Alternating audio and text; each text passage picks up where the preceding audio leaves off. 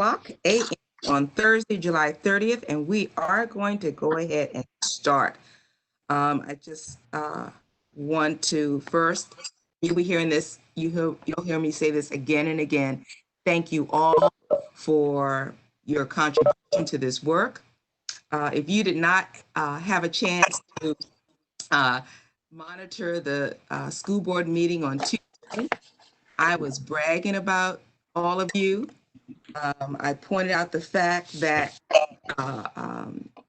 Elliot, board attorney, even said, Dr. Greene, you have a blue ribbon task force. And I said, we certainly do. And I told the board, I went through your resumes and I tallied up the number of years of educational experience we all have. It came to 435 years. So for anyone who says we don't have educators on our task force, I point them to those 435 years and the fact that we have superintendents and we have specialists, current principals and former principals, board members. I mean, we have it.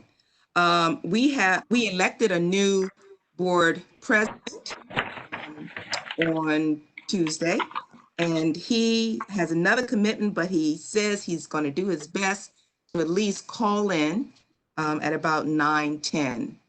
That would be our new president, Clarence Crawford. So we're very happy to have him.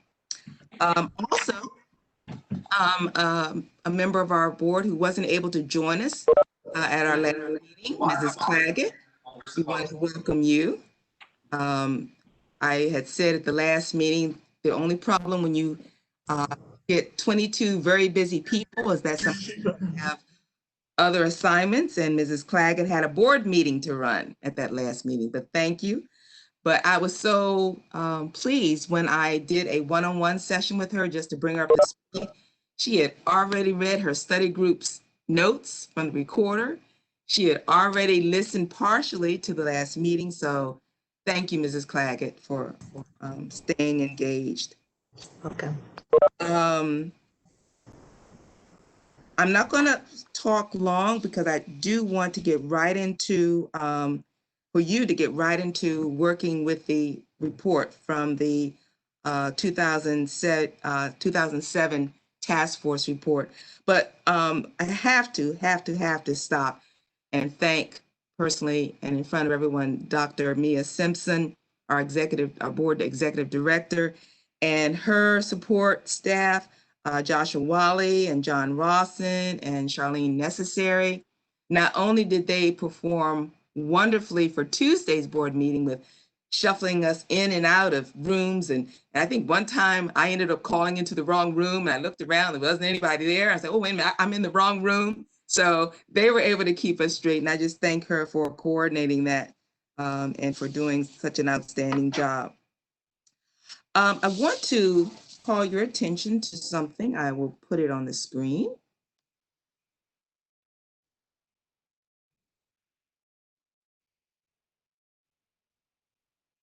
All right. Everyone now should see the objectives for the 3 study groups. I want to point out something that I don't know if I said it or not, but I just wanted to make sure that you knew. This is a fluid document. You may find as you go through the weeks or in the months that, you know, there needs to be something else added or something really not appropriate. We really don't have to address this. This is a fluid document. So if you see anything, please let your facilitator know. Your facilitator will let me know and we can add it. For example, if you notice in study group 2, recruiting and training skilled and competent teachers and administrators, at the last meeting, I believe it was Dr. Who was it? I think it was Dr. Davis, who said that something should be added about our human resource officers. Was that you, Dr. Davis, that suggested that addition? I may have suggested it based on Dr. Gomes' research. Okay, all right. Well, I added it because I thought it was excellent. Dr. Davis said that we should evaluate the methods of human resource officers in screening applicants and determine the need for training and effective hiring practices of Black male teachers and administrators. Because you know, and I know, when an applicant first applies, the people who go through his or her application is that human resource officer. And if they haven't been trained, if they aren't aware of different things that they need to be in tune with, then it'll be all for naught. That applicant of that very capable young man or young woman gets put in a pile somewhere or even rejected. So please feel free to address anything that you might see we need. I also want to point out something that was in our, let me see if I can find that. I thought I pulled it up. I may not have, but it was part of the virtual norms. And I wanted to highlight the part, the bullet that said, dream big. We have this wonderful opportunity to make a change for our boys. So please dream big. If you come up with recommendations in between meetings, you have access to your Google Docs folder. Please jot down. In fact, if you're like me, sometimes it comes to you when you're doing something and you might want to say, well, I think I want to jot that down for the next meeting to bring it. Please go into your Google Docs folder, pull up that recommendations implementation plan and fill in your recommendation and jot down a few notes so you can discuss it with the study group at your next meeting. All right, some other updates and other information. Did everyone receive their COSBOC manual? Do I see thumbs up? Okay, is there anyone that did not? Give me a thumbs down. I don't see a thumbs down anywhere. Good. All right. You also received the reading assignments, how it had been broken down. So when you get to your study groups, you'll be letting your facilitator know just what part of the document that, that you would like to focus on. The next meeting will be with the staff from COSBOC. That's in August 13th. Facilitators will be meeting on August 11th just to go over the agenda and go over the. Today's meeting, the key part will be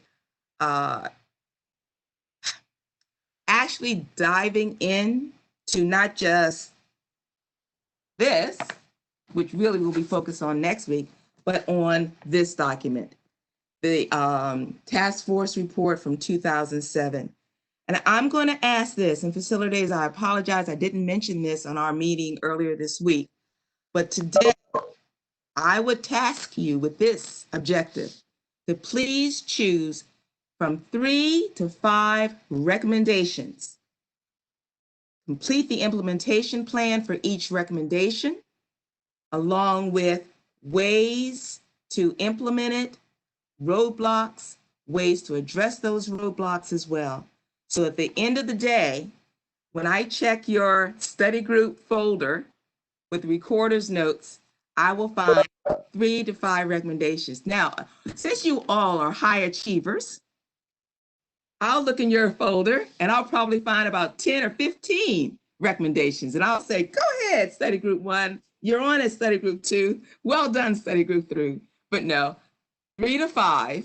I'll set the bar there. But if you're welcome to go on, if you're on a roll, please continue and do more. You'll be, and you don't have to do it all today. You know, you can visit and revisit these recommendations through the next several months. But I did want us to get a start. All righty, let me see. I'm checking my checklist. Okay. Looking ahead, in September, we have a gentleman who will be coming in to talk to us about male male-specific pedagogy. In other words, teaching boys the way they learn best. His name is Dr. Leonard Sachs. He's the author of several books, one of which we are ordering. The superintendent, Dr. Salmon, has given us approval to order this for each one of you. It's called Boys Adrift by Dr. Sachs. He's also written another book. We're not ordering it specifically, but it's called Why Gender Matters. If you're able to look that up, but Dr. Sachs will be with us in September. So we'll be talking about male-specific pedagogy. In October and November, we want to hear from schools, teachers, individual teachers, administrators, and their best practices. What have they done at their schools? I'm going to be inviting some folks, but if you know someone personally or professionally that you know they have really done a turnaround for their Black male students, please let me know. And I will send out an invitation. We want to invite these folks as early as possible. So if we want them for our October or November meeting, I want to send out a request to them next month in August so they can put us on the calendar, because chances are once school begins, their feet are going to be rolling. So I want to make sure that we get on their calendar early. So please send me an email, a name, a school, and why you think they should be invited, and we'll definitely notify them and send them an invitation.